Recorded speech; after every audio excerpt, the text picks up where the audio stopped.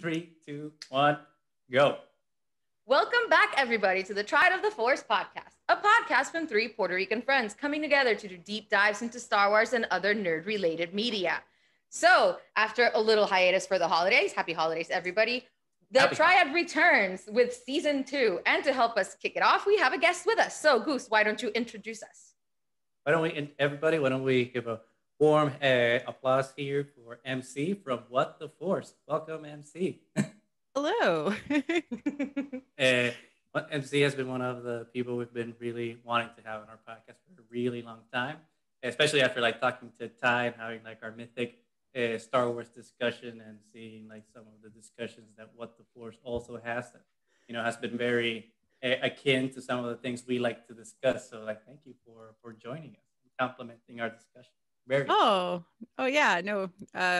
It's one of my goals when I created What the Force was to encourage others, especially people who are not necessarily considered to be mainstream people, to talk about Star Wars the way I like to talk about it. And so this is 100% on brand for my goals for creating the podcast, as well as just in general. I love talking about Star Wars and fiction and understanding why it works. And so, yeah, I think this is the intention of this. So this will be great.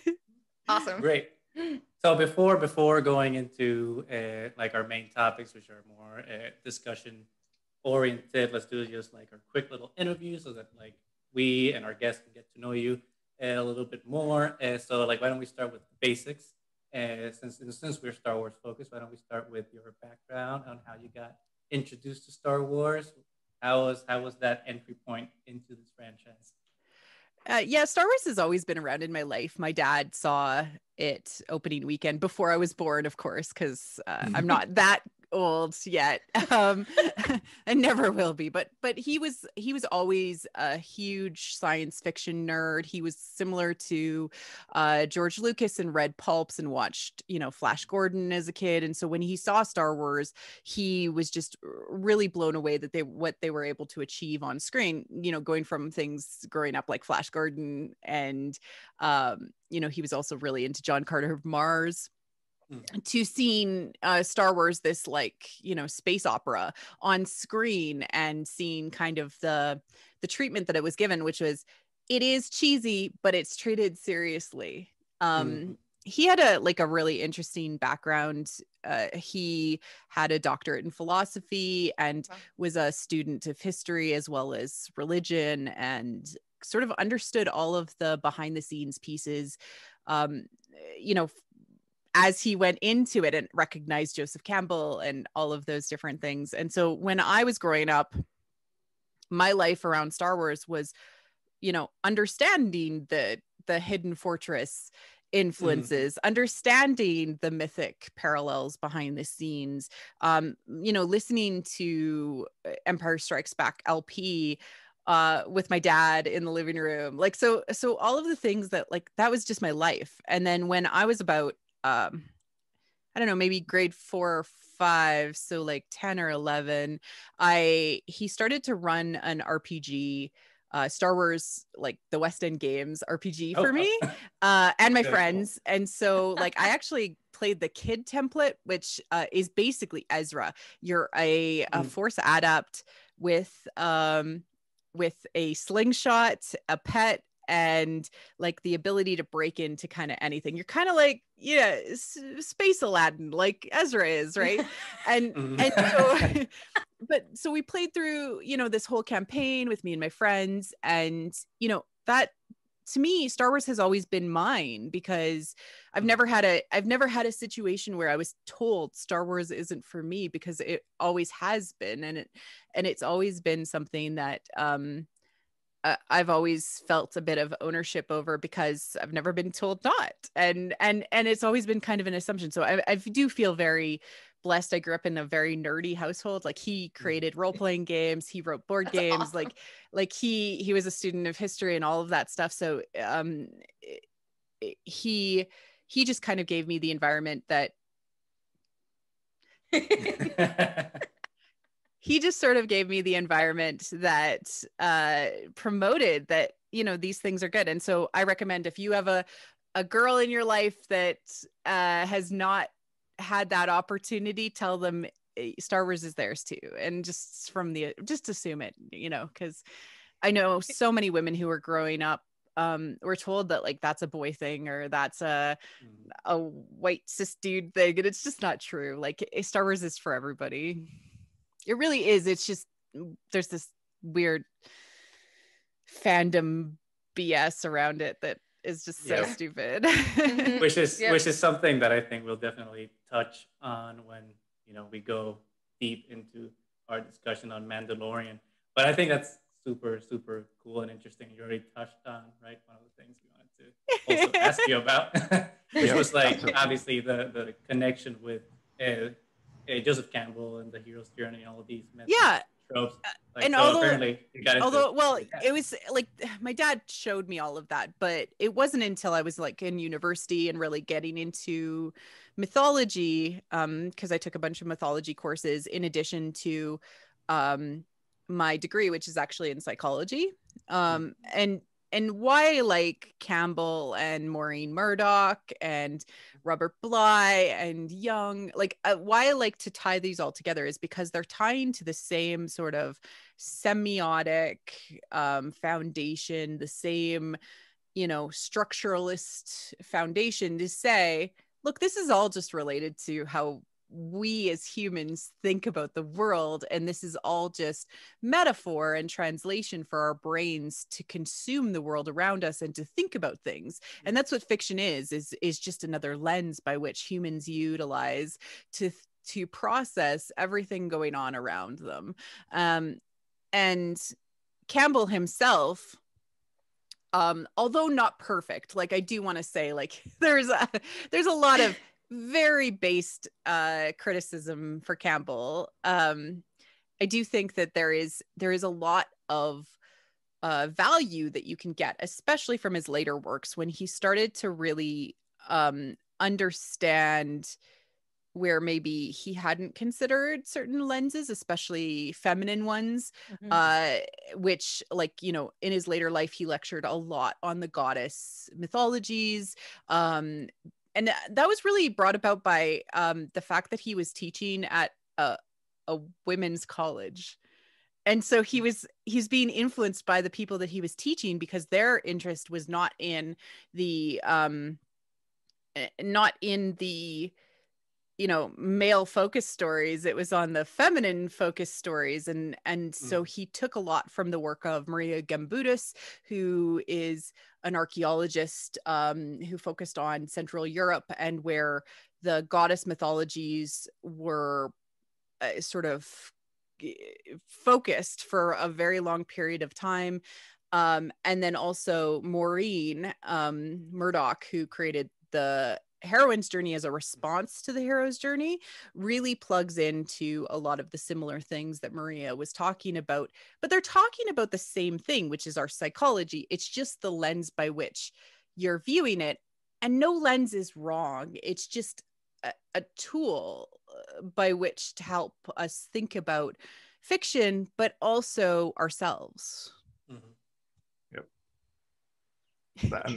I'm so like, I'm just like speechless. Like you grasp. That's what grasps also, like that's the magic of it all.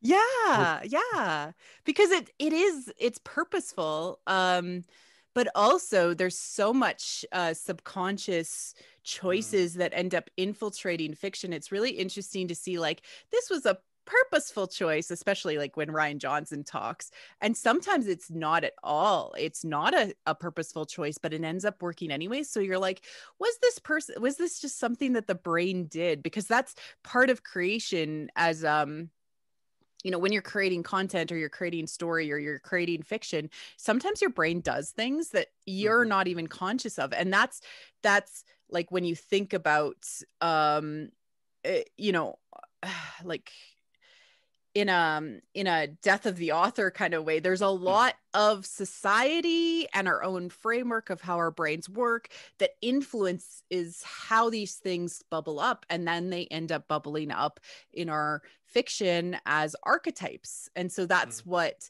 Joseph Campbell is talking about. And that's why I'm kind of obsessed with figuring out why fiction works for me, is because I'm like, okay, so like, is this like purposeful? And it's a purposeful thing that we recognize as society and becomes a trope or a genre or a cliche or a meme, you know, or is it something that it has just kind of come to the surface because of our culture?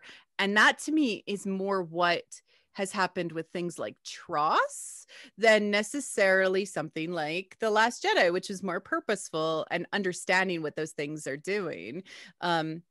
So yeah, that's why I'm interested. And maybe unintentionally I've become a folklorist. I don't know, because I'm just trying to figure it out and capture these understandings of these stories and then analyze them.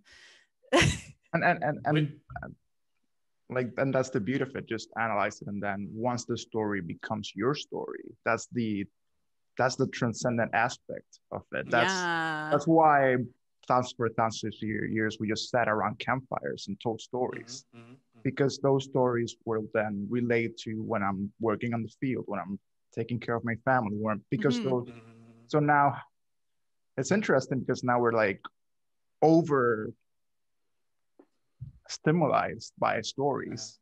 So how do we make those stories our own? And that, I think that's what you're showing, that you're making Star Wars part of that. Yeah, this is my own version of transformation. And that's the beauty of it. I like, it's so powerful.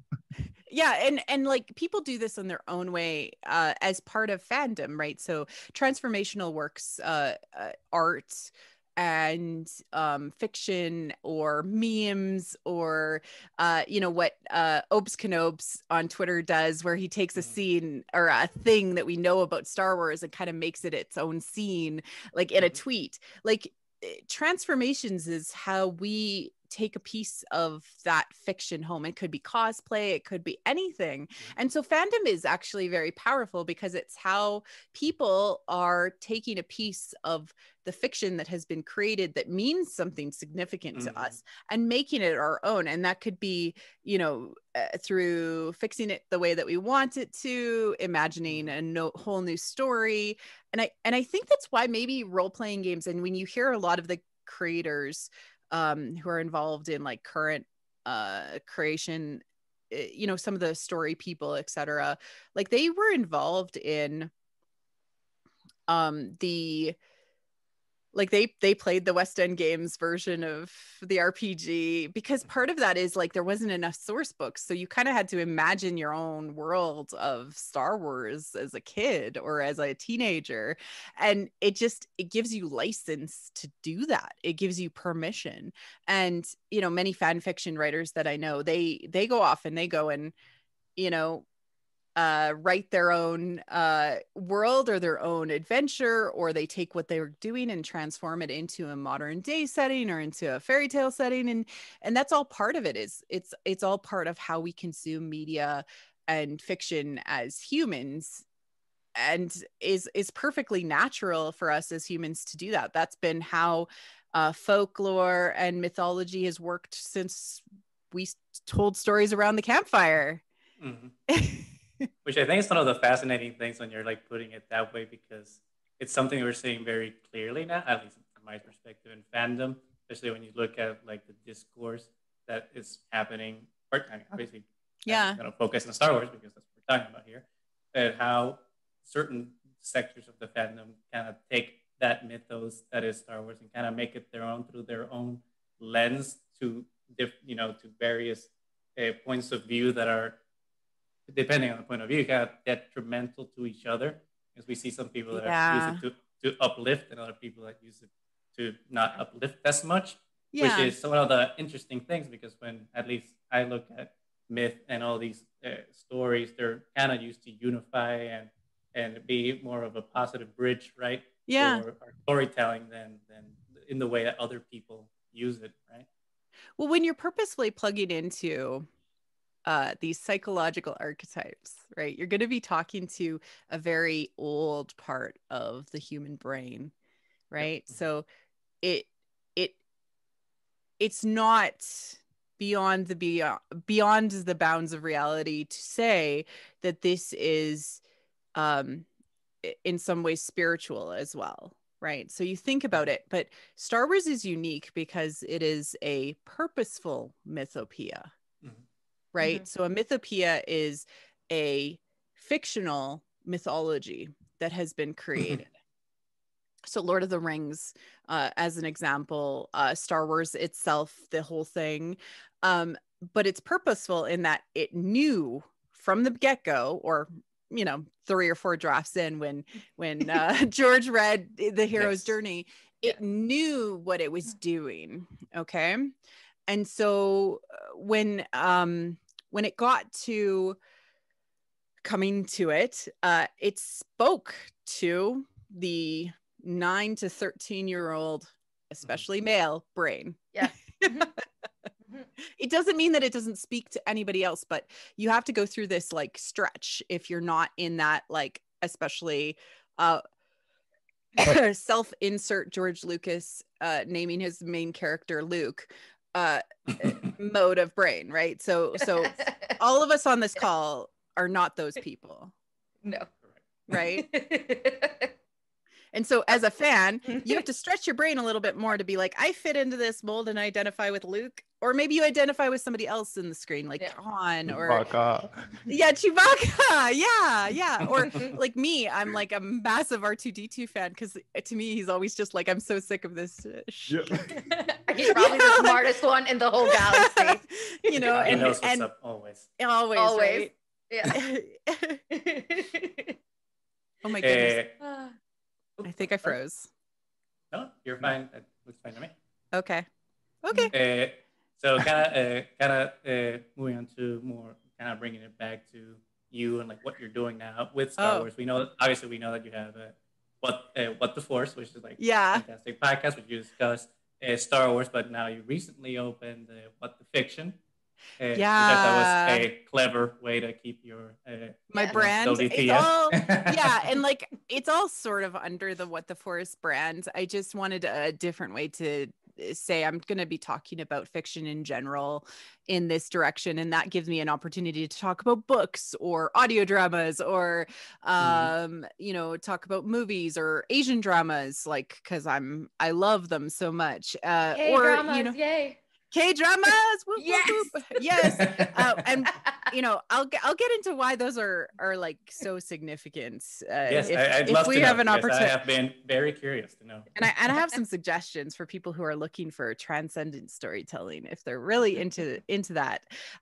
You just have to get used to subtitles, but like you just have to like get into that. And if it's a learning thing, etc., there are a few dramas out there that are actually translated or dubbed over, so it's very similar to anime and or old kung fu movies that were like, so I do recommend that. But why did I separate out the names or not just throw out stuff on What the Force? What the Force became like stupidly popular in 3 years. Like I started producing this after The Last Jedi because I couldn't stop thinking about it. So I haven't really been around that long, right? And it's like stupidly popular. And I was like, I just like I kind of want the freedom to build a brand for talking about fiction the way I want to talk about it, which is this, mythical meta lens, especially with a femme gaze approach to that, right? So not necessarily all femme gaze, but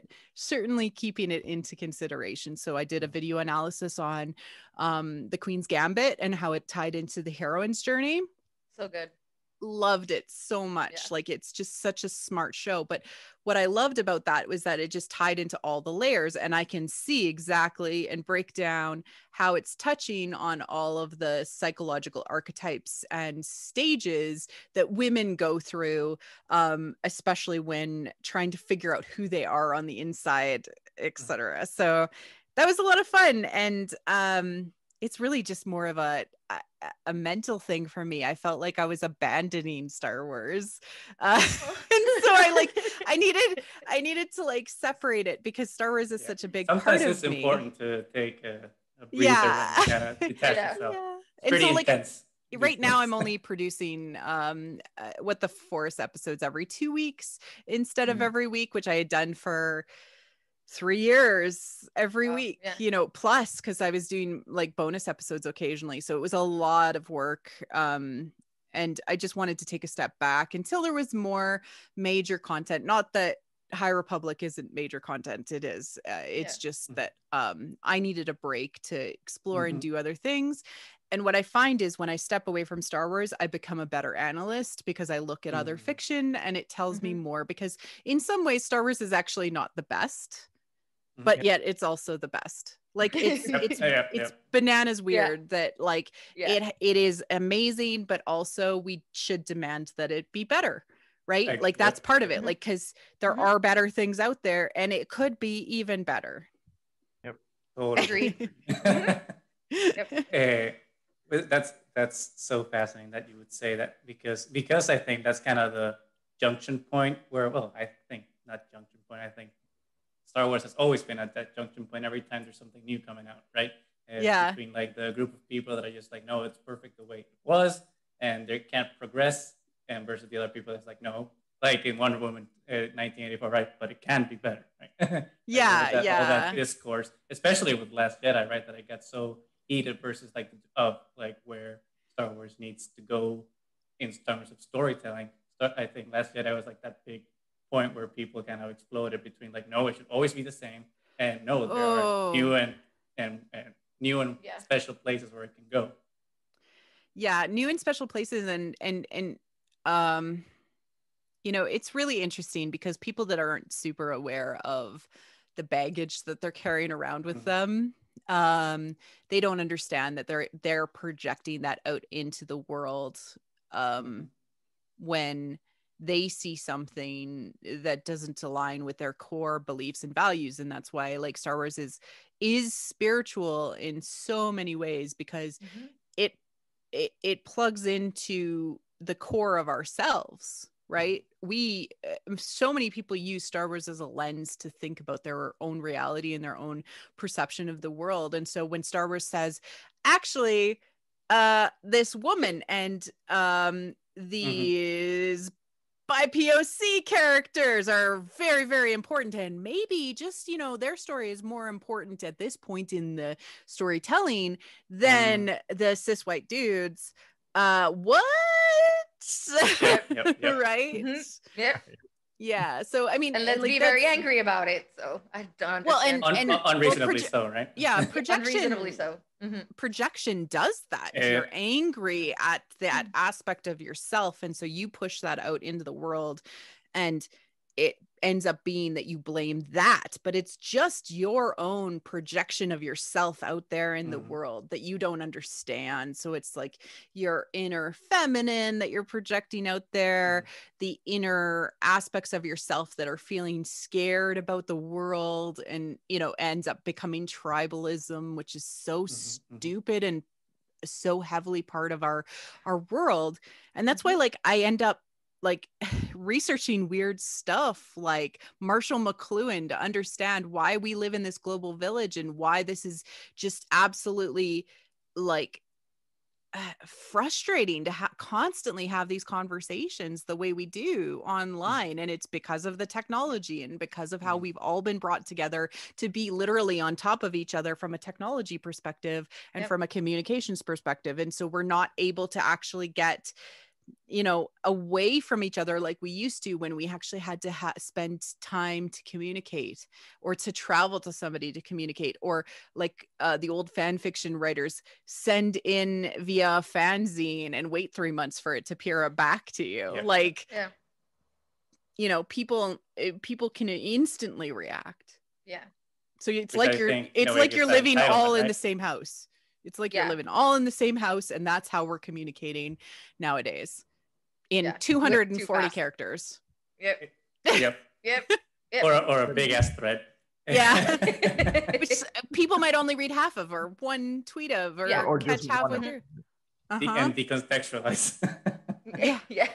So it's complex. Yeah. We're getting to the super crazy complex Tower of Babel version. Oh yeah, reality. you know, I think we're already there. Obviously, Yeah. I think. But speaking of weird, I think that was a fantastic segue into like our first part of our main discussion with our preamble, so to speak, which is kind of WandaVision, which is Yeah. fresh in everyone's mind and everyone is watching, or most people are watching. I don't know, Nani, if you have watched the third episode. I've been watching. Okay, okay, because I know you like to binge it at the end. I know, but I couldn't help myself. I mean, it's so weird and so well good. done. I need it in my life, really.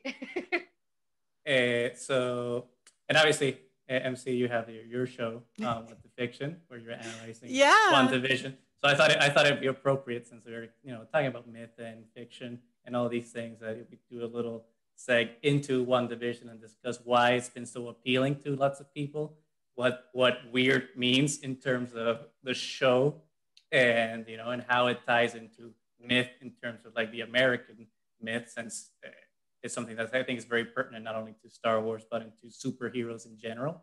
Yeah. And then we can see how if any of that translates into Mandalorian.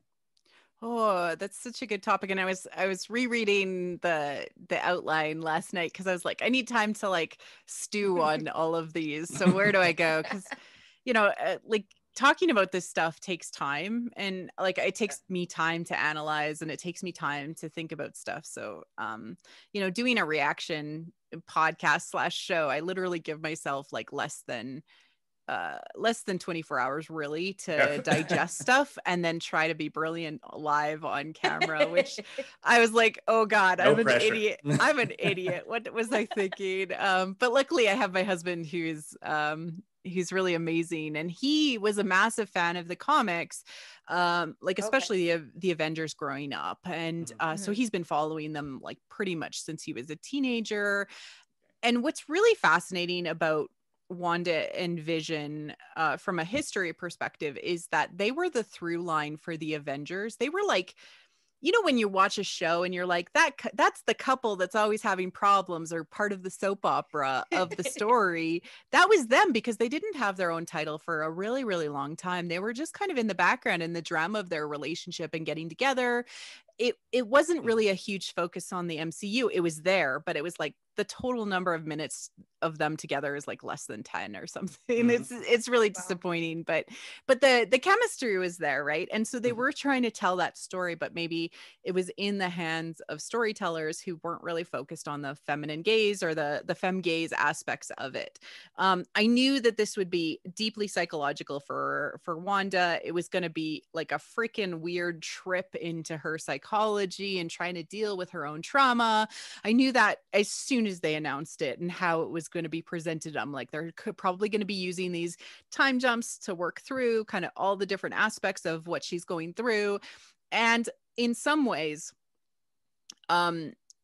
what's really fascinating is that, especially with the Marvel universe, X-Men and Avengers, especially X-Men, with relation to how she has been brought up in sort of part of Magneto, or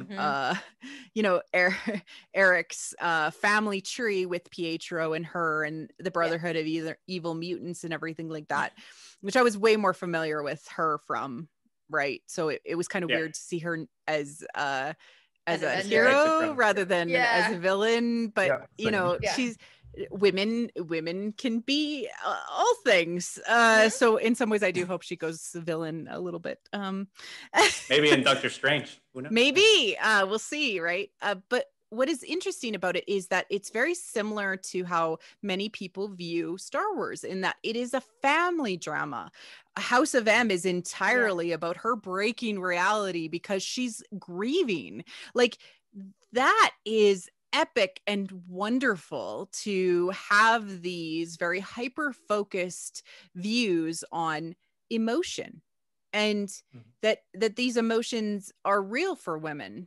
you know, and that when you have superpowers, it's going to make it so the whole world breaks, or a whole town, or whatever. And that hyper focuses, because, you know, that's all just a metaphor for the fact that if somebody is not doing well and they're not being cared for, or they haven't been able to fully be, you know, handle the things that they've gone through, it's going to affect the house, it's going to affect the community, it's going to affect the world. And that's just like a hyper focused metaphor of that.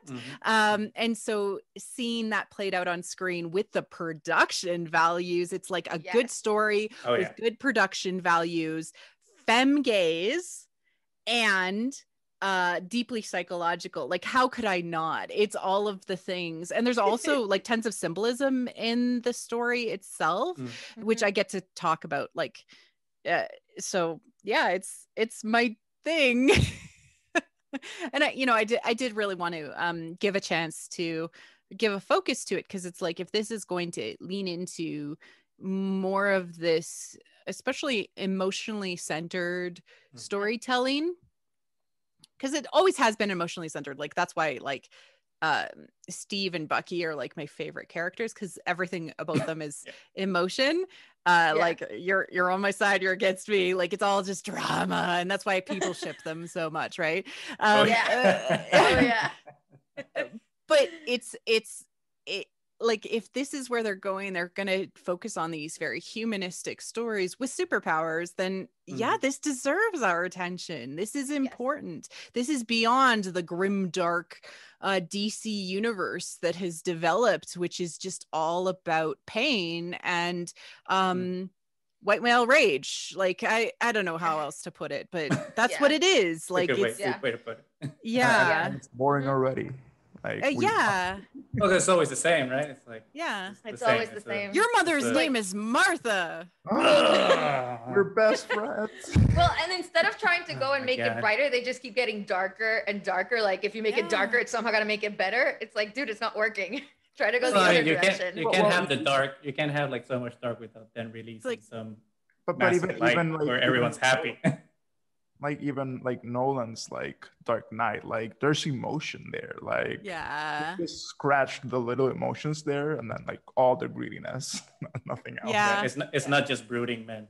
There has to be there has to be a balance, right? There has to be. And yes, you can go dark, but then you need to figure out how to get it back to the other way too. I love the metaphor of like, well, if you raise your eyebrows because you're shocked, how do you go up from there? Like, you eventually just reach a ceiling of like, like, you're just beating me with darkness and depression, and we live in a depressing world. And so I'm a big fan of hope punk. I'm a big fan of things that, even if they're dark during the story, they end up turning around inexplicably, even, or even, you know, within reason, and it makes sense. Like, you know, that's what Shakespeare did with comedies. Comedies are like terrible for the people that are involved. Everything goes horribly wrong, and then it ends up turning around. And I think we need that grain of things can be better, because it's forward facing, it's change. We're always going to be moving towards, you know, hoping for a better tomorrow, because in so many ways that expresses the world we live in right now, which is not good. Like, we have to be truthful to ourselves that many of the things that people live with day to day is horrible, and that is who we are right now as a societies, especially in North America. We treat people terribly, and there is different classes of people's societies, right? And so we have to kind of own that as our collective shadow and work to say, look, it can be different, and we have to be change and improvement focused if we're going to get out of that. And I like that is expressed in our fiction, and if possible, and it doesn't necessarily need to be you know, entirely sacrificial in nature, which is what grimdark ends up being. You have to sacrifice to even exist. And I don't know. I just don't like that narrative of like everybody needs to die and there is no hope. Or be unhappy, or be exiled or something. Yeah. It's like it won't motivate people to be heroes if all the heroes have to die at the end. It's like, oh, I have to die to be a hero? Yeah. What's going on here? Do none of them get a happy ending?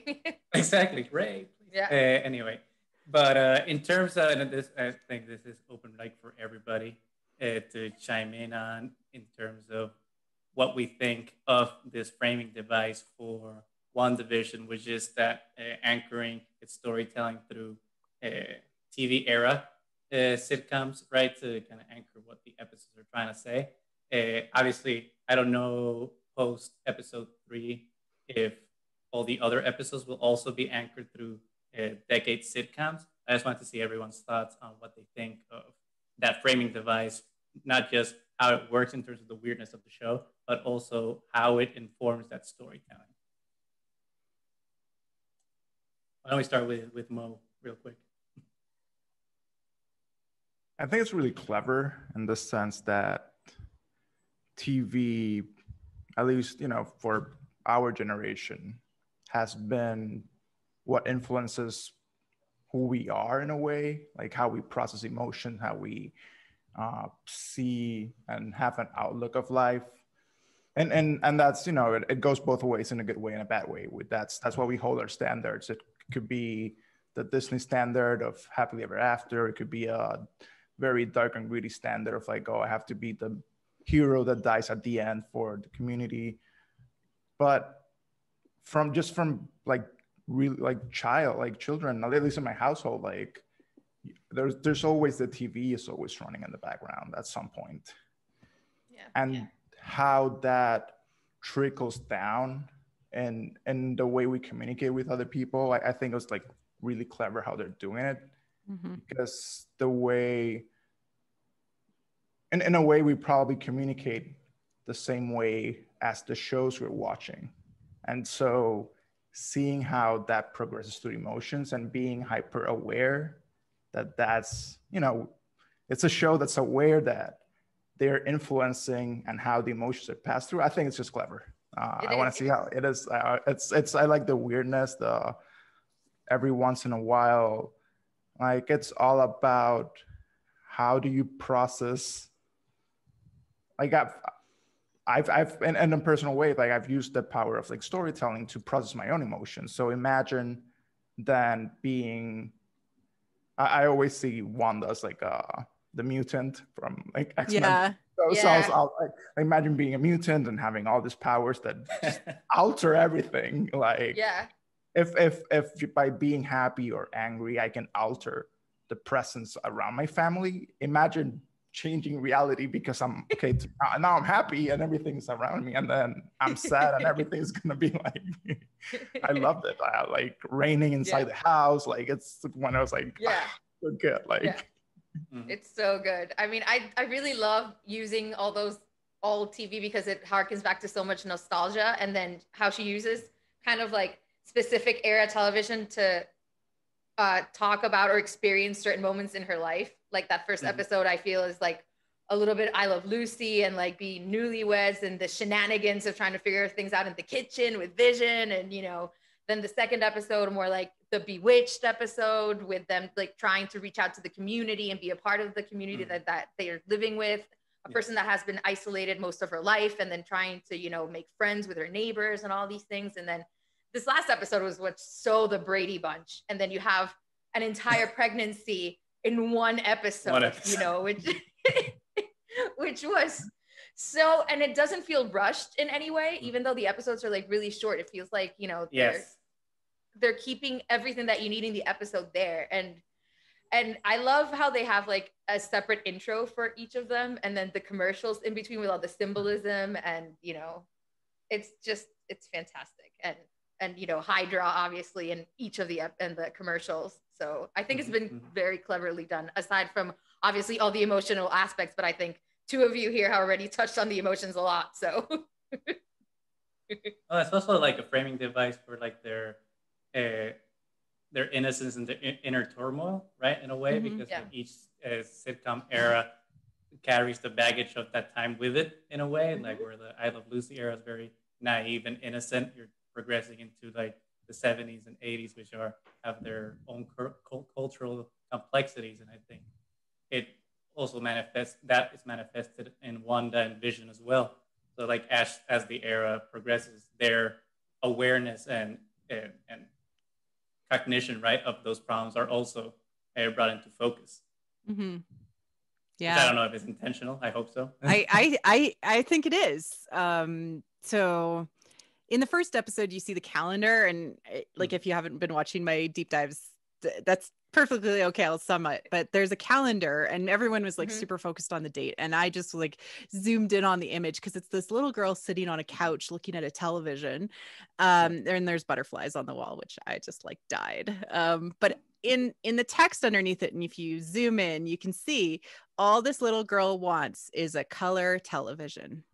All this little girl wants is a color vision.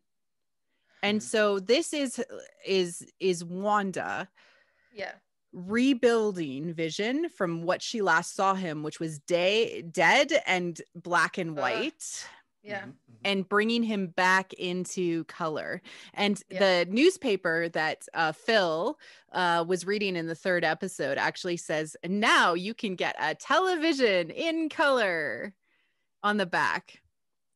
It's very subtle, like they're just hiding it in plain sight, but this is what it is, right? She is rebuilding him from scratch in her mind's eye. What I love is that they're showing us that the things that she creates and have given life to, even accidentally, like the stork and the butterflies and Vision himself, are created and independent of her. They are not controlled by her as much as she wants them to be controlled by her and stay within the bounds of reality. So that also is very promising for Billy and Tommy, who were just introduced in this last episode. And in general, it's very satisfactory as a woman to see, oh, hey, these are things that she desires and she has the power to bring them about. My only fear is that they're going to take everything away from her, a la Wonder Woman 84 and Tross, right? Because that's kind of the idea, is like, oh, there has to be a cost. And that is kind of been played out a little bit in the background in some of the symbolism and stuff like that. There's going to be a cost to all this. But personally, I think that it's Billy and Tommy that are going to be cast off into who knows where at the end of this. And that will be part of what she's trying to find with Doctor Strange. That's me at this point. Which will be directed by Sam Raimi. So that'll be that's just where I'm at right now mentally. But I mean, who knows where they're going to go officially. I just wish that they don't go Marvel on the show and just have some generic CGI battle like at the last couple of episodes, like they do with most films. Like Black Panther, was so creative and has such a good story, and then all of a sudden, like third act battle, Marvel. I don't think that we can avoid it, unfortunately. When you look at no, I mean, I don't mean to say it that way, but like when you look at the budget and you say, okay, so yes, the costuming, the sets, everything like that is amazing. It's $250 million ish that they've spent on this show. That is insane for a movie. That's how much they are spending. Like, it doesn't cost that much to do a black and white kind of poster board type show, which is what we had for basically the first two episodes, even with all of the sets and all of the things that they've built. So where is all that money? It's probably in the last 3 episodes for CGI. But I hope it's like, we'll see if it's set up. Creepy CGI of like, I want it to be weird and psychological type like a stuff. Like all the way. Like, it's not going to be a massive battlefield. I don't think that's just not appropriate for the show. But there might be some like if you think about like Far From Home, like that battle was deeply psychological, even though he was kind of like in like Mysterio's like illusion-y world. Like that to me, but like amped up to 11. Yeah, let's do that. Like like fighting our own demons. Oh yeah, let's do that. Yeah. And I mean, so far the show seems to be very well aware of itself and what it's trying to do. So I think that hopefully will continue toward, all the way to the end to continue being this way, because so far it's just, I think we needed this breath of fresh air really with the show. Yeah. Like I think everyone's just tired of like the traditional comic book hero, where it's like, yeah, that the traditional structure. Everyone's kind of ready to change pace and look into like the only more thing that can defeat psychological aspects. the only thing that can Just a defeat big Wanda fan. is herself. So Yeah. that's like that's what's going on right now. And Yep. in the comics she ends up being knocked out like all the time, and that very because she could just like change everything that Do she anything. needs to change, right? So the her biggest enemy is herself, and that's what we're working through right now. And thankfully we still have a lot to look forward to with WandaVision, so we'll definitely have more interesting in-depth discussions right as the season progresses. But now, with that, why don't we move into The Mandalorian, which is a show that has capped off its second season, and all three of us are still reeling over that ending and what season 2 means to us. So we would love to have welcome MC into our discussion of The Mandalorian, which we were always meaning to have like a final episode where we discussed it. We were having like our individual episodes where we were reacting to each episode as it aired, but now we with hindsight with us, we can see it as a whole instead of the pieces and kind of react to it. So like I want just everyone to take a little couple of minutes to give their initial, like their not initial, we already had initial, but their final impressions on season 2 to kind of see where everybody is. Kind of has season 2 been favorable or unfavorable to you as time has gone by? I still have mixed feelings about season 2 because I loved season 1 so much, and season 2 kind of departed a little bit from that. They were exciting to watch, obviously, all those reveals of the characters, but it definitely took away something from Mando. I think it might have been necessary storytelling after we found out that they're expanding so much, and then to try and tie in all those stories together. So I think maybe that's what they were thinking when they decided to do it this way. But I still think it like took a little bit away from Mando's journey. So I'm still kind of digesting it. I kind of want to watch both of them back to back again, like in a row, and kind of compare again. But that's still where I am. I'm still a little mixed feelings about it. What about you, Mo? I don't know. In hindsight, it does feel like really propaganda-ish. Like, oh, we're. I'm sorry. I'm not calling it. Yeah, no. Like, it's true. They're pushing this whole Star Wars expanded universe. I get it. It's you're investing billions of dollars on an industry. You're gonna milk it. But I felt cheated in that way. There were a lot of good elements floating around, but as watching it, I just felt like. Really, like I'm still paying Disney Plus. I'm still gonna watch whatever you put out here. That's Star Wars. You don't have it's to but don't take away my Mando time. don't take away from like the important things, or because they were there. It's just like maybe the focus got lost a little bit and muddled. So that's how I see it now. Which is interesting that that both of you are phrasing it in the ways that you have, because it was interesting because after season 2 ended, obviously I'm here in Puerto Rico visiting my parents for an extended period of time. So my dad hadn't seen Mando, so I decided to see the whole show again with him. So rewatched season 1. And while I was watching season 1, it was interesting because some of the things I was complaining about season 2, which is like the focus on the characters that were introduced, like, Boba or Bo-Katan or Ahsoka, that type of trope was still in season 1. There were new characters that were introduced in the Adventure of the Week type of thing, but because we didn't know those characters personally from other media, it wasn't distracting. So I was thinking that I was giving season 2 too much of a hard shake. I was criticizing it a little too harshly because of the baggage that those characters carry with it. But that aside, the ending of the show was kind of the thing that doesn't still sit well for me, just because it doesn't feel earned, and we'll get to what that ending is in a minute.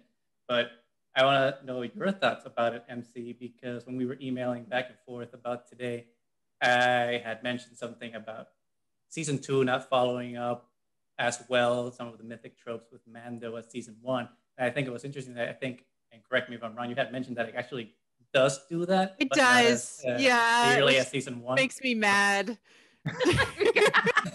Go for it. Tell us. All right. So, okay. General feelings first. Okay. I absolutely feel like they ended up building advertisements. And the thing that feels false about Mandalorian season 2, just because I know so much, is that people will follow where good story leads, right? So they could have done, I feel like Boba Fett particularly, and we can get into that in a little bit, but he was more successful as an introduction, same with Bo-Katan, than Ahsoka and Luke. Okay. Absolutely. That's fine. Agreed. So Completely. Yeah, they really botched the introduction of a new storyline, kick off a pilot in a show introduction. I don't think that Dave or John have ever done that before personally, in anything that they have done, except for maybe John, who introduced Black Widow in Iron Man 2. I don't know. It just feels like it felt cheapening. Yeah. And it's interesting that it's the Force wielders that are the ones that were incorrect. So and yeah, the Force wielders in Star Wars always pull the draw of the camera, right? But it would have been interesting if you chose different people, because then they wouldn't have pulled away from the lens of the Mandalorian, because this is all supposed to be Din Djarin's journey, right? So it's him. That's the story, right? Isn't it? Exactly. Every time that we thought that this story was about Din in certain key episodes, so specifically when they returned to Navarro, the Ahsoka episode on the one planet, and the Luke episode, we pull the focus away from him, and like the lens, the camera even just completely goes what, and like we get this huge focus on Gina Carano in that Navarro episode, and we get this huge focus on Ahsoka, and we get this huge focus on Luke. We don't get that as much with Boba Fett, which is fascinating. He's more like integrated fully into the show. Same with Bo. They're part of the journey. They are successful mentors in the journey, but they're not like you can feel the camera just going like, whoa, to those people. It's because they were trying to kick off those shows. Right? Yep. We haven't officially heard that Gina's part of the other one, because I think they kicked her. I hope that's a possibility. Yeah, right. But I mean, you can see the focus. You can see when it was shot. Right? Because it's like, we're trying to get this character established and built, and it's like that is so cheap. It's such a cheap move. It's just not my favorite approach for how these things happen, right? If you build a character well enough, people will follow that character. Right? They will love that character. We didn't know Din in the first season. He appears. He was successful enough, and people were like, I will watch a season 2. Damn it. Okay. My bar for Star Wars is pretty low. Hey, it was Star Wars. As a fan of Luke Skywalker, love seeing that's my Luke. Oh my God, because Return of the Jedi was my Star Wars. That was my first Star Wars movie I saw. I was obsessed with it when I was a little kid. That's my Luke. But was it my Luke? It was weird. It felt weird. It felt off, because I didn't see him as the peacemaker that I had grown to love. And I didn't see him as the caring, compassionate Luke that I had, a kind of goofy Luke. Like, he's kind of an idiot, even though he is this cool Jedi master, right? By the end of Return of the Jedi. I just like, so yeah, there's a lot there. That's a lot of baggage to unpack for me psychologically. Interestingly enough, I have 2 really good cousins who are both women.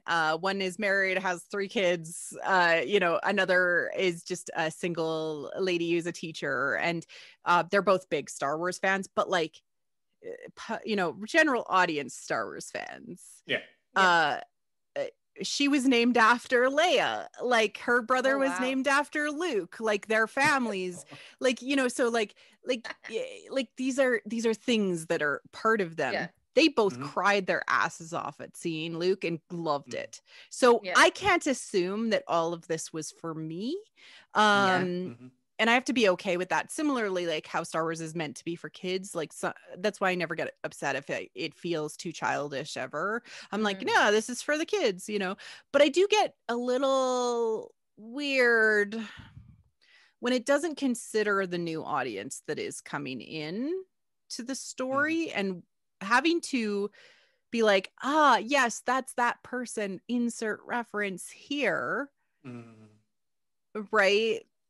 And trying to explain that to people who maybe aren't as familiar with the property. That's a bigger problem that Star Wars itself has to look at, because the universe itself is a steep staircase to go into if you need everybody to understand everything that is involved. I don't think that you needed to understand anything about Ahsoka, and that's great, but it did shift the camera, right? And I think that they could have done that more successfully without shifting the camera. Which I think they did, right? When they were doing Cap Band and Boba Fett. Yeah, they did. Awesome and Bo too. But it wasn't distracting. It wasn't distracting. And but the interesting thing is like the stats on people checking out the Clone Wars and checking out Rebels after the Ahsoka episode, like tons of people went and checked out that stuff. So maybe that was part of the point, was to get people more invested into the character that is incredibly popular, even though she's never appeared in live action before. She was popular before, but now it's like even more people are going to be aware of her and knowledgeable and things like that. So maybe that was part of the point, and they were like, we'll just make the sacrifice this season to push the brand, push the PR, and like introduce the character, and like get people to really focus. So they specifically took the lens of the camera and gave it to these characters so that they could really push that. But it'll end up being weird when Gina is not actually the focus of anything, and they have to introduce a whole new whatever. Hopefully, like awesome, like be completely different experience, and that's like I would love it. Yeah. Sorry, Gina. # consequences. Just hire Appa from Kim's Convenience. Yeah. Give old fat men rep. Oh, he'll be on that show. I hope so. I hope so. Granted, he deserves it. But from a mythic perspective, did you want me to finish out that bit? Okay, so it still follows the hero's journey. That's hilarious. Like, and that's what makes you mad. It's like, it makes me mad because it's like, if it was completely unsuccessful in the things that I use to analyze media, it's like, then I could actually be mad about it, but I can't, because it still follows like John knows his mythic template, and it still does all the things. Like, he gets a freaking like blessed metal spear, and he's carrying the spear and the ball, and he rises that out of the ashes, and like all of the symbolism is there, and then he ends up defeating the dark version of his shadow in the Dark Trooper, and then also ends up defeating Gideon in a non-killing way. Oh my god. And then we have the Dark Temptation at that moment. But then all of the emotional weight of everything that Din has gone through in that episode is sucked out of the room by the rescue of Luke. Luke ex machina, basically. Luke ex machina, yes. It was very Deus Ex. Like, how did you know that they were there? Oh, the Force. That's not how the Force works. Oh. In a way, I was thinking like, well, you were mentioning all these and there was going to be a separation. It reminded me of Game of Thrones in a way. Yeah. Like especially last season Game of Thrones, where it's like, well, we have to get here, and these are the things we have to hit, and we just have to get there. It doesn't matter how we develop towards it, but we have to hit it. And that's in a way where I think Luke didn't land for me. There was a few things it wasn't earned. Yeah, there was a few things I feel like they could have easily done given the pieces in place. One of the things I called out, I said, if Boba Fett had been in the room, had actually landed on the ship after he had done his whole thing instead of leaving, because like, why the hell did he leave? Oh, it's because they didn't want to have that Luke and Boba Fett interaction. That's the only reason he left. Because they were like, this is complicated. You know, like you can tell in the writing, they were like, we don't want to do this. But if they had actually done that, if they had actually had Boba Fett in the room, he would have known who Luke is. And he could have said, oh yeah, that's the Jedi Master that I know about. holy hell. It's like, he threw me into the sand once. you seem cooler now. I can tell. And he's like, yeah, I don't mind if you take the kid. Cool. That would have solved everything. Because then it would have been like, hey, we have whole emotional resolution for Din. Like, Din, like, even though he's like, I trust Grogu. Okay, you trust the toddler. Cool. No parent trusts. Dad, I'm just only gonna eat this entire thing of cookies. Is that okay? Yeah, like, no, you don't trust the toddler. Like, he's coded as a toddler. Like, ugh.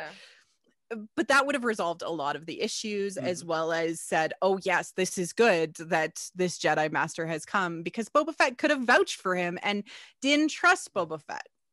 Yeah. It would have helped. Yeah. I don't think we needed the destroy the dark things Vader scene, but that was entirely fan service. I don't know if I like the term fan service, just because fan service is only fan service if it doesn't work for you. Good point. Right. And like it like is the scene with Luke and Kylo fan service? Like, in some ways it is, yes, because that's what happened, you know. yeah but it's not fan service, right? So you're right. it's only because it didn't work for me personally, but I also don't know where Luke is at this moment, and that also makes me nervous, because if he's willing to destroy droids who he knows are sentient and he has relationships with, that always disturbs me. And people are like calling me out for being upset about that, and I'm like, he's a good person, and the world itself is complicated, and they've explored droid sentience in other aspects of the story. So this is a complex thing, and no, there are no decisions anymore in Star Wars that are free from complexity. Unfortunately, the more you get into it, the more you understand how complex the world is, and that comes with its own price. I mean, because you did all that with IG-11, and then you even have a statue in his honor in season 2. So you make a point. You make a point to say that you can care as much for these droid characters. I mean, C-3PO, R2-D2, all these characters, and then suddenly, just because they're droids doesn't mean he's just killing machines. Yeah, exactly. And so every decision is complex in Star Wars. And when they choose to just be like, this will be a cool moment, it's like, well, what does that mean for the character in the Mandalorian universe itself? Just the frame of the story, to your point, this decision wasn't a good decision. He's not a good person. He's kind of a creepy dude. Stealing babies, yeah. Well, and also choosing to keep him dressed in his return. I mean, this is a nitpick, I will admit, on my part. But for me, like, deciding to keep him dressed in his Return of the Jedi garb was an odd decision, because in Return of the Jedi, he's obviously dressed in black to represent that he could follow the dark side. But then at the end, when the flaps open, it's white, so it looks in the light side of the Force. I felt like he should have been portrayed as different, because it's 3 years after the fact from Return of the Jedi. So, like you said, like, who is he right now as a Jedi? And like I wrote, like, in the outline here, like, Luke Skywalker and the invasion of the Youngling Snatchers is here, shows up, doesn't introduce himself, and just steals a baby. Yeah, kind of weird. Yeah. I mean, I knew the separation was going to happen. I called it, like, from like the first. I'm like, oh yeah, they're going to be separated. That's just how it's going to work. And because they both, I thought was an interesting choice. I mean, like, they're kind of following that darker middle chapter concept. I personally think Mandalorian's going to be 4 seasons. I think they're leaning into that structure. It gives them enough time to get other things set up. Right. I do think they're going to go Knights of the Round Table as well, which personally, like Boba Fett. Yeah, I think they're going in that direction. Also, Arthur started from humble beginnings, or assumed humble beginnings, and then they found out that he was special. And it seems like they're going in that direction. I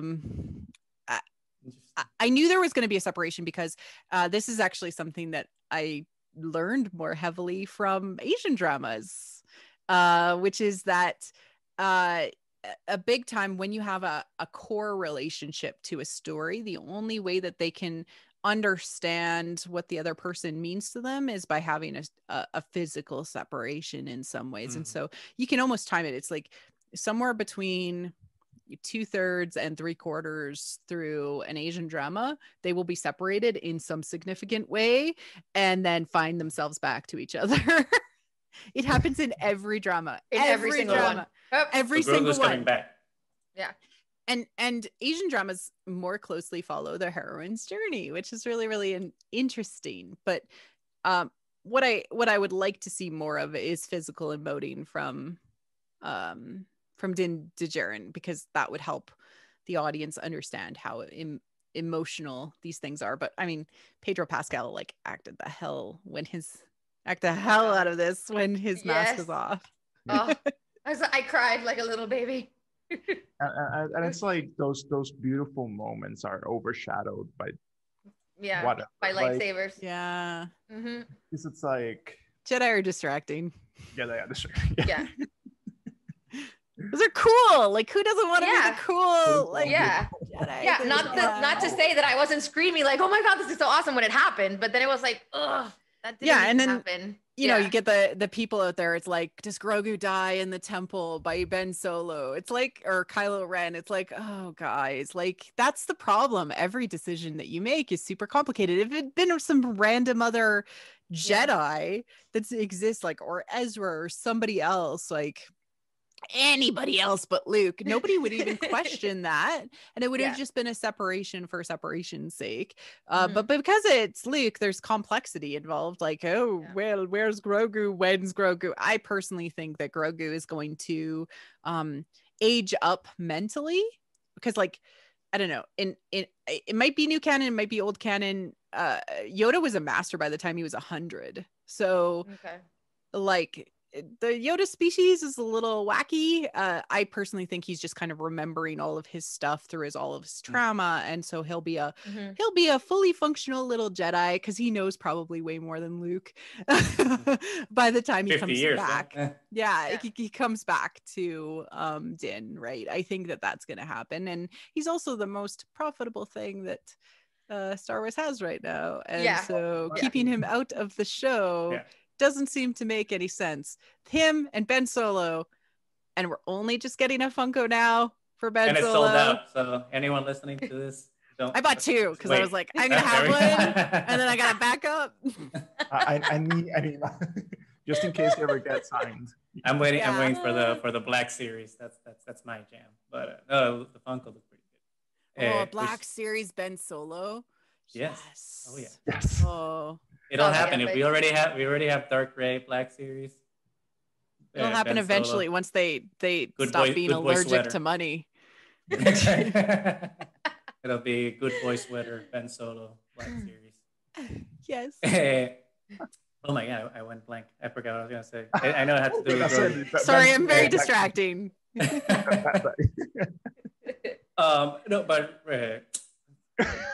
I forgot about Grogu. So let's go to the next thing I was gonna talk about, because we already talked about like Boba Fett and Bo-Katan a little bit, and like we thought, I think mentors are important, and I'm just in love with Fennec and Boba together. It gives him a softness that was missing from both the original trilogy, which we have like zero time with him with really in the scheme of things, and also the Bounty Hunter comic, which shows him to be a complete monster. So I personally love the ad of Fennec, and I hope that she has like I really actually hope that they have a really, really solid relationship. I actually really hope it's romantic, because it would be really nice to see that sort of representation on screen. Older actors, characters exploring relationship in that way. And also I hope he worships her feet. He worships at her feet. I hope he's just so whipped, like, can you imagine him giving her a foot rub while he's sitting on the throne there? Like, that would be amazing. That would be amazing. Maybe they'll just business. Maybe they'll grow the throne so they can both be be honest. I mean, like you think about how Robert Rodriguez does like the Spy Kids parents. Like yeah. Oh yeah, let's get Yeah. that. Yeah. Which makes me wonder if Boba Fett's gonna show up in Bad Batch, since we know Fennec is gonna be in Bad Batch. I hope they know each other from childhood. Exactly. Yeah, Could you from imagine? teenage years, I'm and then not- oh my god, like Yeah. And then he finds her like half dead and saves her. Yeah. all the tropes. We're All of on the it. same page here. We're like, Yeah, because this is all K-drama stuff, childhood yeah, it friends. is like they and knew then- each other oh, as yeah. children, and then I'm like, I'm sold. I'm sorry. This is, and I like it would be such an interesting story, and I feel like everyone would be behind it because like people really love Ming Na Wan. So like, let's just do it. Let's just go. Just go. Just drive. Yeah, I was never. I mean, We're expecting that setting whole- sail on this That's ship. it. Yeah. Oh yeah. I'm already on that. But it was so amazing to see that Fennec Chan Boba relationship, even at what we already got, because I wasn't expecting that at all. And then it was just so well done. And like you said, it doesn't make the camera go this way. It was integrated into the story. It doesn't overshadow Mando. It actually adds to his story.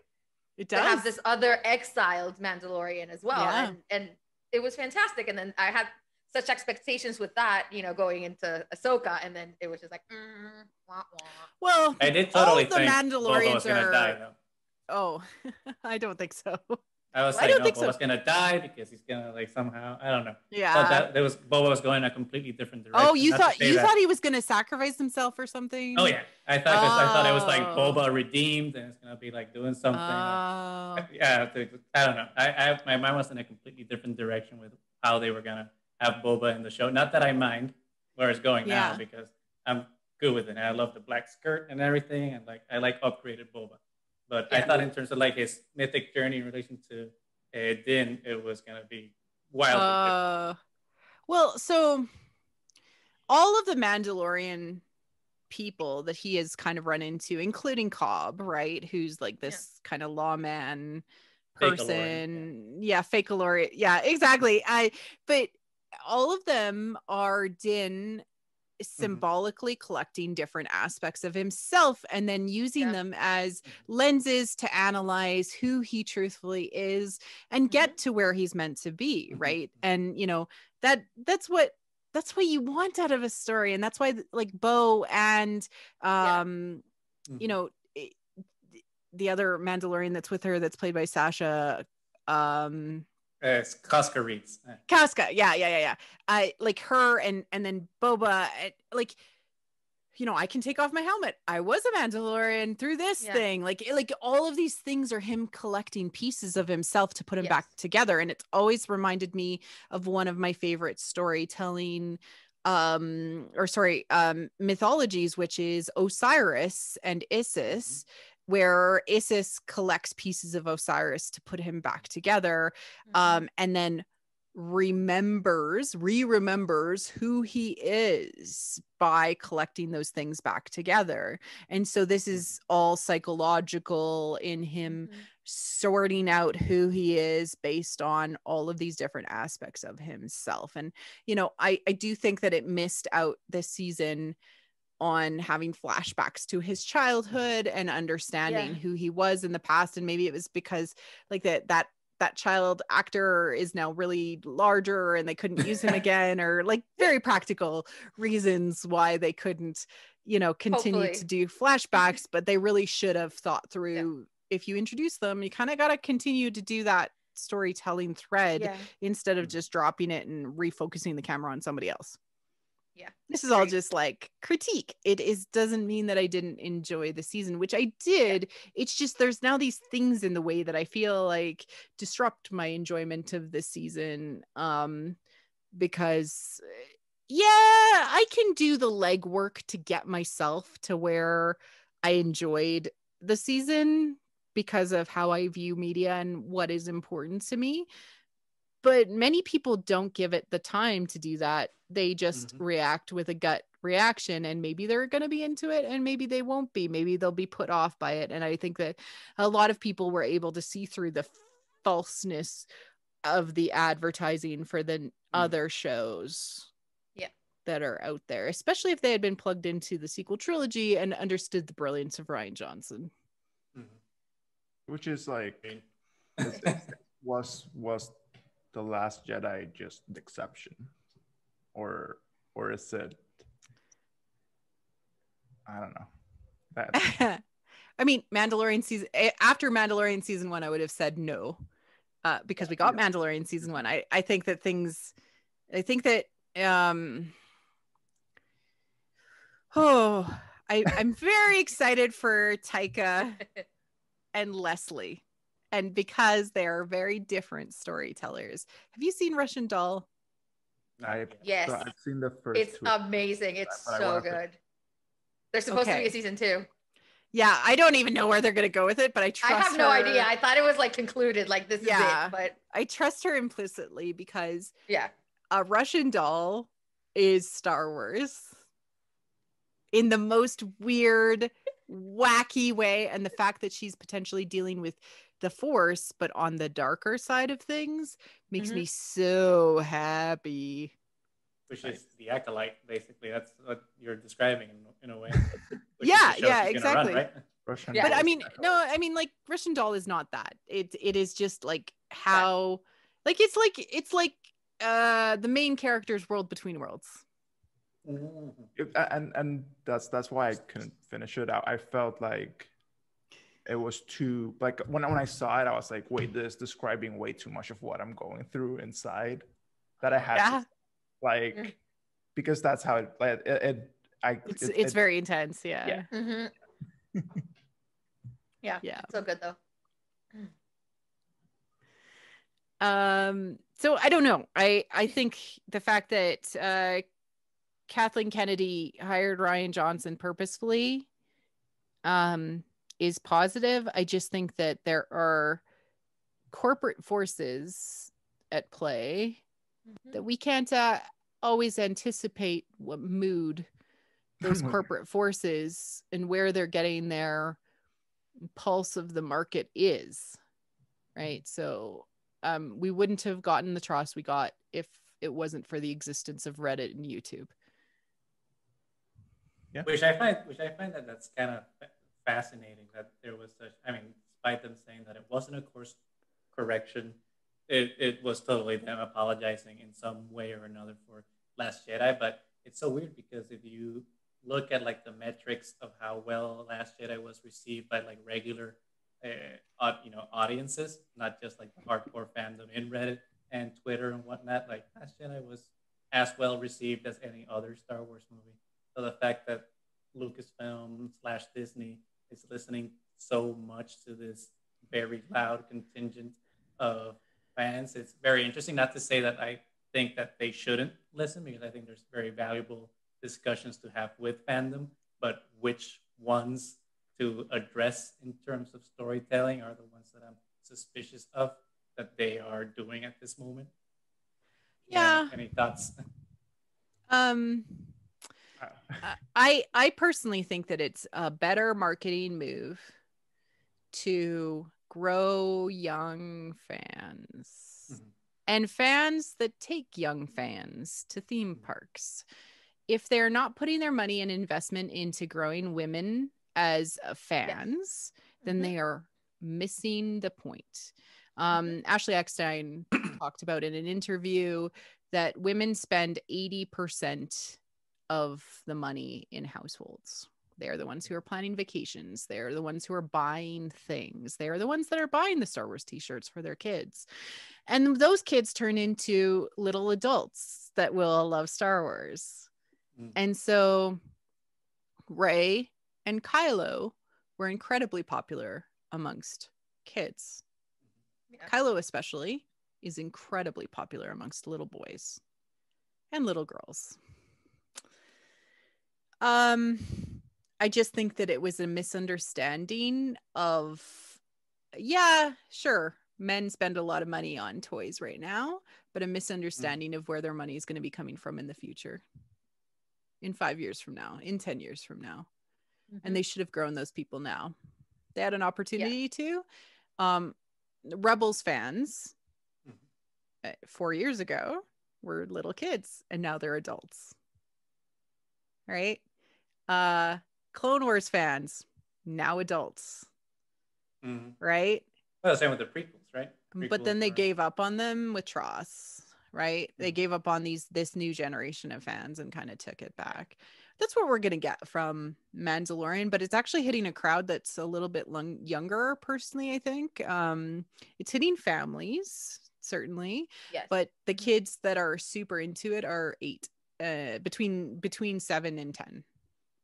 And so totally that, yeah. What? I can totally see that. Yeah.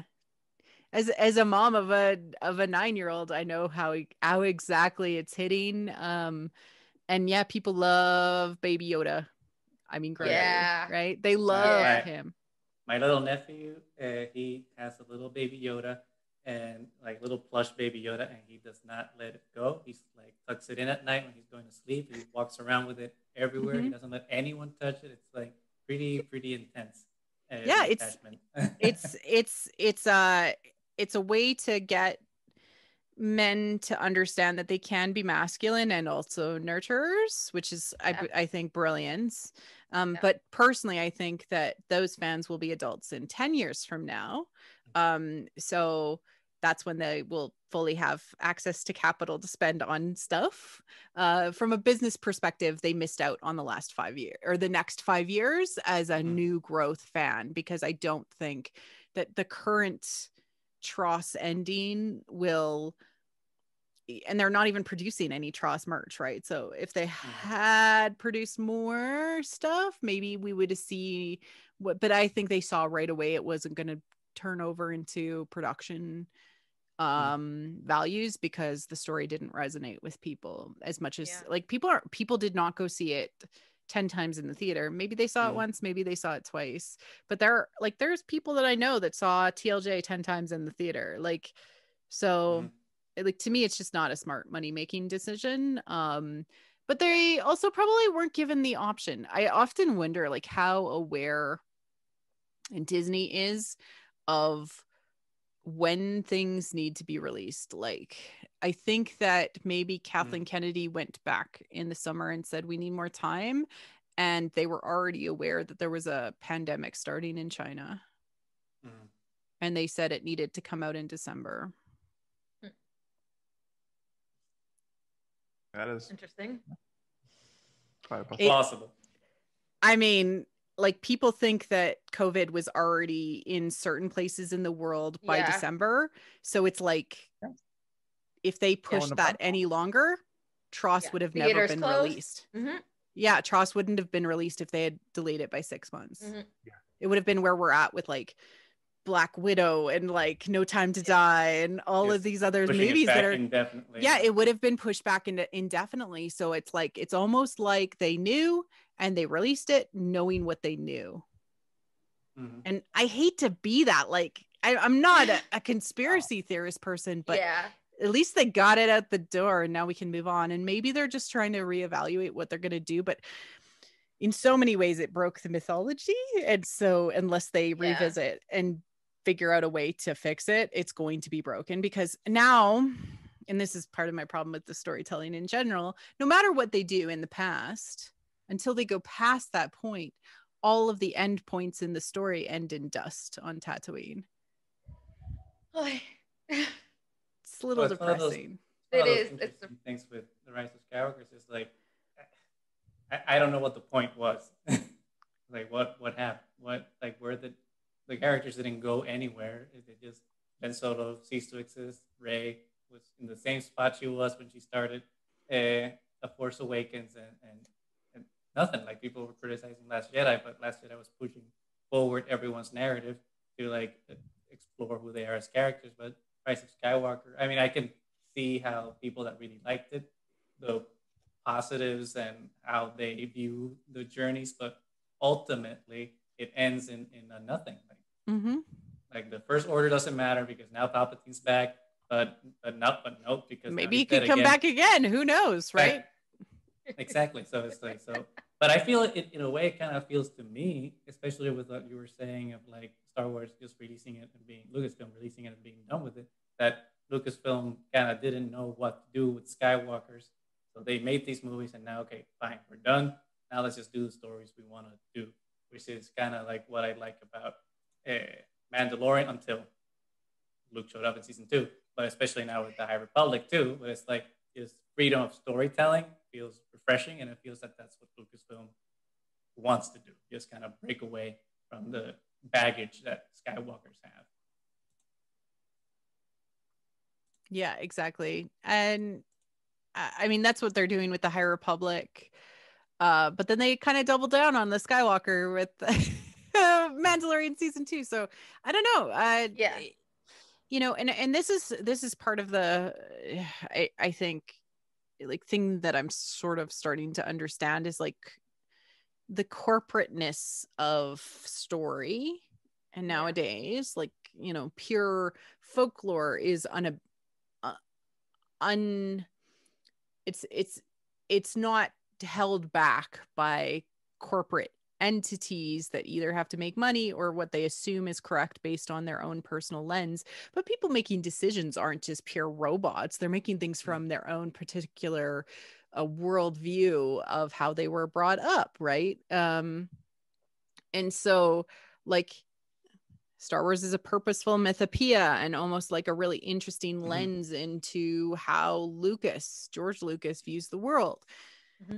But then it was bought by a corporate entity, and now it has to deal with, like, what are we trying to tell? And I had a lot of hope for the Disney era based on everything, like Rebels and, you know, everything like that. And I still do. It's just now I temper all of that with the lens of, oh, but yes, still they're trying to sell lunchboxes and trips to Galaxy's Edge, and they know Jedi are very popular, and it is something that people can people love and can grasp onto. But I think that they have to understand and be careful with that, because Jedi are not good in the saga. The exception is Luke. He is the exception to everything. Oh, right? until he kidnaps. Except and now with that complexity, like, you know, he also makes mistakes. So, you know, he tries to kill his nephew. Like everything is complex in Star Wars. You know, so you can't just rebrand a Jedi and slap it on a lunchbox and be like, this is not complicated. Because as soon as people start to dig into it, it's like, the world is messy. Oh my God. So I don't know. I don't know. It feels muddy. That's what it feels like to me. Which was one of the things, speaking of, like, the Jedi and the complexity of them, right? One of the things I appreciate about Last Jedi with the whole, it's time for the Jedi to end. And when I remember when the trailer for Rise of Skywalker came out and it revealed that the title was Rise of Skywalker, I'm like, oh, so Jedi, that's goodbye, adios. We're going to have the Skywalkers now. It's going to be like a new order. It's going to be, I thought that's what they were doing too. Yep. And then we were all lied to a little bit. Because that's what they had set up, at least to me. Like, when I was reading some of the Thrawn books, and they said, the Skywalkers in the unknown regions, and like all these other Force users and all that stuff, and the Bendu and all these things about balance. And I was like, oh, so they're doing it. They're pulling the trigger. It's gonna happen. And then it's like, no, this is it. It's all blue and palpy, and that's it. Blue and palpy. I think that, like, there's this desire in modern Hollywood storytelling to surprise, you know, or to twist or to subvert. And like that's just like leaning away from how George Lucas functioned, right? He's like, no, it's a family drama. We talk about the things that are important to the human with this hyper-focused lens using superpowers. Like this is what we tell. And we use these archetypes and these tropes and these genre parallels, like especially in how he did storytelling that plugged into Western and you know, war stories and you know, samurai stories and like all of this stuff. Like it's a big hodgepodge of stuff, but to all get at the emotional center, which is about the person at the center experiencing and changing and understanding who they truly are through all of the lenses by which they view the world. And you know, it's not a subversion if it ends up exactly where it started.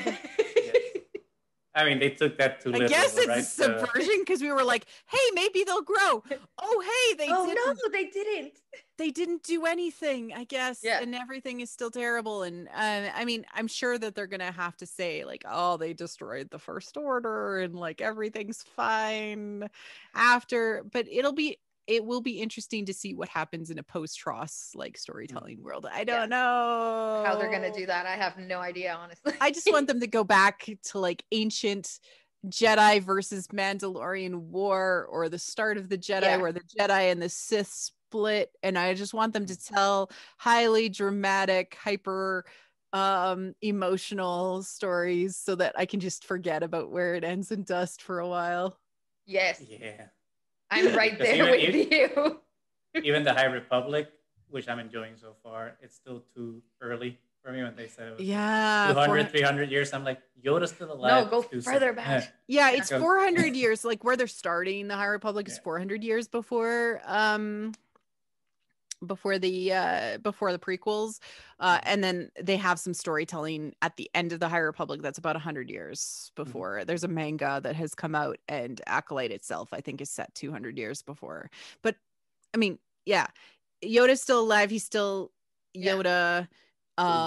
They still have the rules about not dating and stuff, and like, you know, it's like yeah, okay.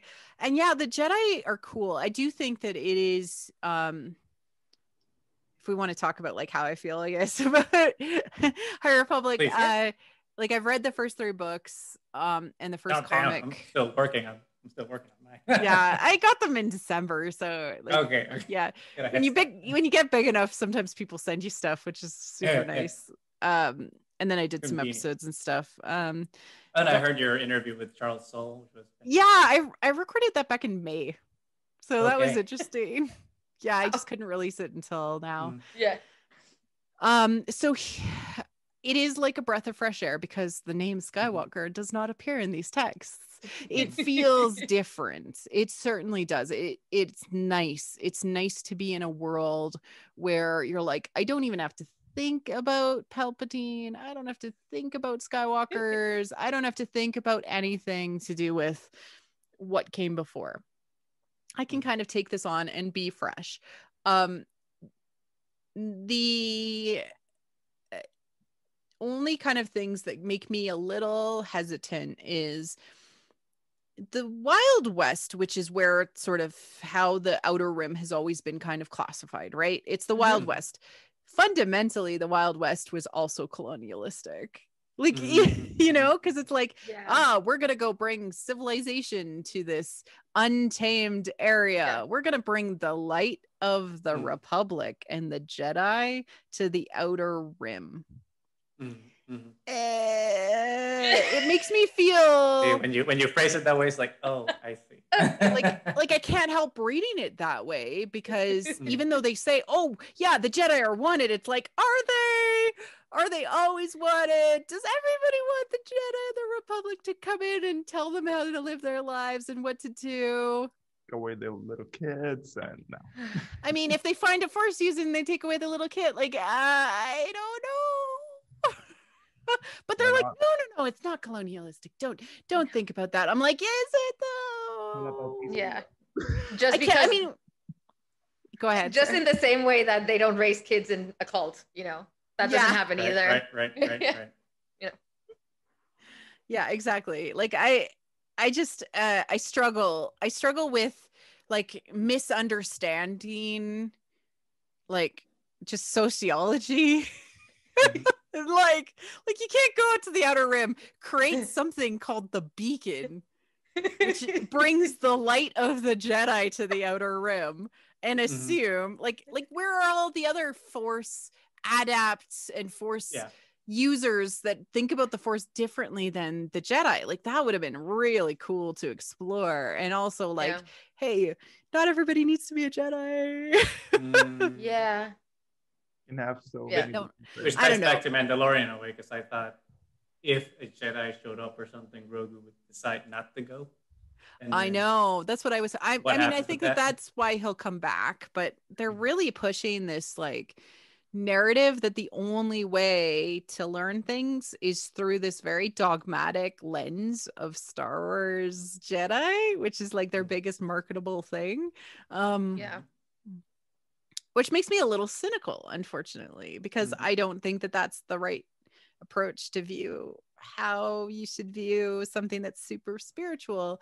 Maybe you should view it more like a practice. Like, so maybe there's like kind of like practicing martial arts or meditation. There's different ways that you can go about doing that. And I think that they're trying to kind of influence that into the Jedi themselves. But that's like saying everybody has to be a Christian. Right. And that's the only way to find spirituality in the world. And that's very problematic. Yeah. At least. So where is my relationship with Star Wars at this point? I still love it. I still own that piece of Star Wars that helps me view myself in the world and all of that. I still love the things that I can, like, I watched The Force Awakens with my son in the summer because he just really wanted to watch it, and I loved it. You know, I still love watching. I'm watching through the prequels because I'm going to be covering the prequels from a musical perspective over the next couple of months with Frank Lehman, who's the creator of the motific catalog of Star Wars themes. He's brilliant. He's a music professor at Tufts University, and Christy Carew. So we're talking through thematic elements that are presented from a meta music perspective in the prequels. So it's like talking about Anakin from a musical perspective. Awesome. Yeah. So it's a different way to view really cool. like that trilogy. And so I still get joy out of talking about the High Republic stuff because it's very interesting where they're going. But I do feel a bit of cynicism to do with what has happened in the last 2 years. And I think that's normal if you were to be disappointed by what has happened, and also, you know, frustrated with an organization and a company that consistently through their, especially women of color and by POC characters and people and like contributors to the main story under the bus. Just for the apparent money. Well, we don't know their motivations. It could be just they literally have no concept of who their fan base actually is and are just listening to loud people. It's kind of like one step forward, two steps back with them a lot of the times. It seems like they're starting to go in the right direction, and then they do something that like negates what they did before. So I don't know. And that's hard, like as a fan and a longtime person that like, I know I've spoken with many people who have contributed to the universe in a fundamental way, and they're all like really wonderful people. All the people I've spoken with are really wonderful, and they care and they want to do the right thing. I just, you know, it's hard without maybe understanding.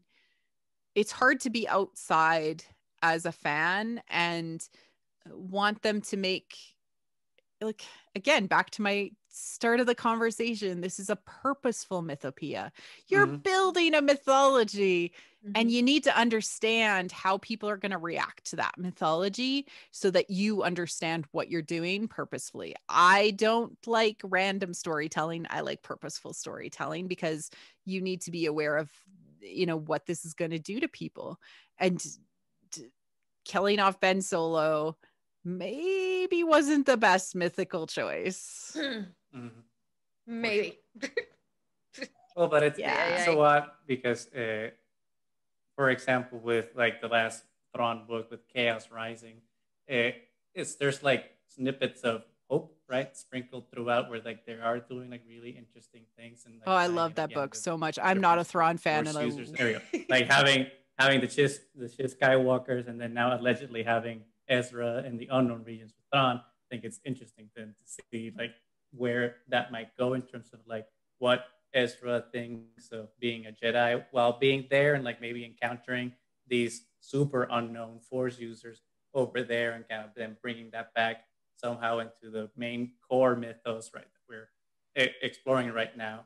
But again, that's all wishful thinking. I don't know if like Lucasfilm will pull any of those triggers of exploring what that means, or if they'll just be like, oh yeah, that's the thing we placed the seed of, but we're not going to reap it for anything, because we're just going to keep going with Jedi and what Jedi are, period, forever. Yeah. And yeah, I don't know that gives us much space for alternative storytelling, which, yeah, different stories.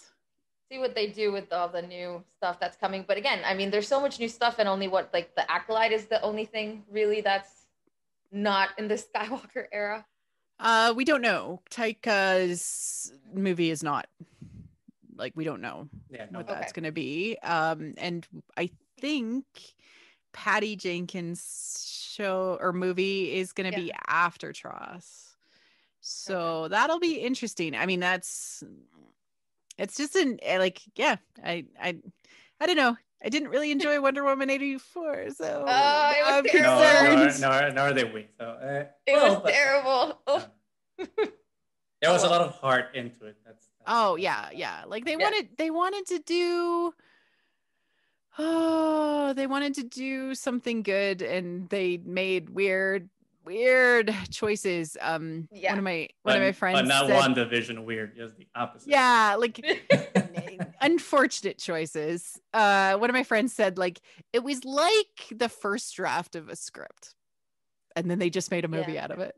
Yeah, they needed Carrie Fisher as a script doctor for that. Yeah, exactly. And then like nobody said, like, maybe you don't want to do this entire like Middle Eastern subplot that's super racist, and oh my god, maybe, you know, giving women their desires and then saying they must sacrifice everything to be a hero is maybe not the best message.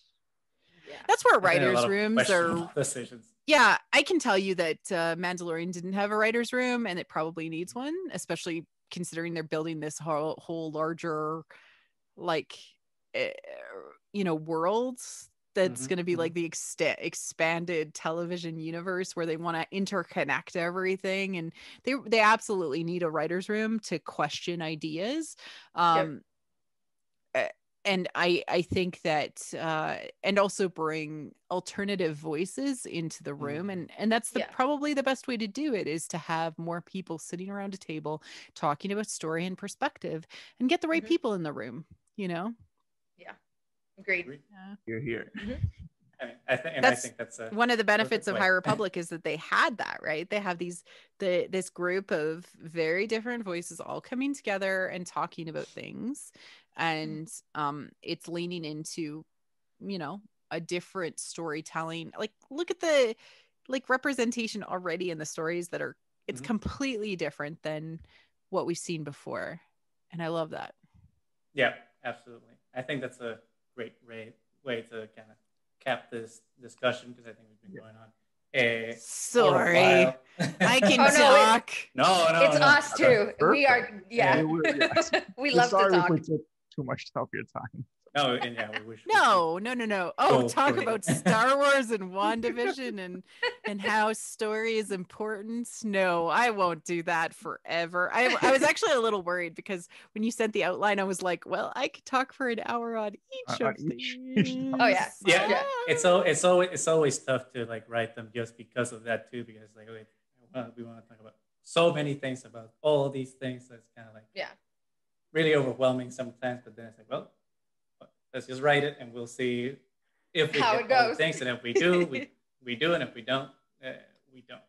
So, but I think today we did a good job at hitting most of everything and having a really here's hoping that storytelling improves from now on, let's see what they're gonna do, and hopefully it's more, representative as well. Yeah, Yeah. That's a fantastic point, right? Because we have a bunch of stuff coming down the pipeline, so it's always better to have a lot to talk about than just be complaining about the past, I think. I mean, it's one of the reasons I'm super psyched about the Book of Boba Fett. It's already different. Just because the creators and the main two cast members are not what we're used to seeing. And frankly, that makes me excited. I want different. I want weird. I want them to take chances. And I know that this is still a safe choice, even though there's chances being taken. It just be brave. Be brave, Star Wars. It's always my ask. Be weird, be brave. Yes. Ours as well, for sure. So for everybody, MC, where can everyone find you in the social medias if they want to keep? Oh my goodness, this is going to take a little... I'm sorry. My personal Twitter is Marie C. Gould. If you want to follow me, I talk about Asian dramas a lot there and everything that I'm currently consuming. I'm also on Instagram at Marie C. Gould, and I just post random pictures of stuff. For the podcast What the Force, you can follow it on WT Force Show. If you're interested in everything else under the What the Force brand, it's WT Force Media. We have a YouTube channel for What the Force under What the Force. And then there's What the Fiction, which is the kind of sister channel, which we're covering everything else, but everything can be found on whattheforce.ca, which is the website. We also publish articles, and we're starting to get into regular fiction analysis as well. And I have a great group of editors, Hammy B and Naureen, who all contribute to get sort of different lenses of content out there, because I want to talk more about why fiction works. Awesome. And we will definitely leave all those links in the description below. Sorry, on our we YouTube will. version. We will, though. But with that, Nani, why don't you sign us off? Well, thanks for listening, everybody. MC, thanks so much for coming along. That was a lot of fun. So this is us signing out. We are the Triad of the Force. You can find us at the Triad of the Force on Twitter, YouTube, anywhere podcasts can be found. We don't have as many cool links here as What the Force, but we are trying. So subscribe, follows, and leave comments, please. So with that, have a good day, and may the Force be with you. Thank you. Take care.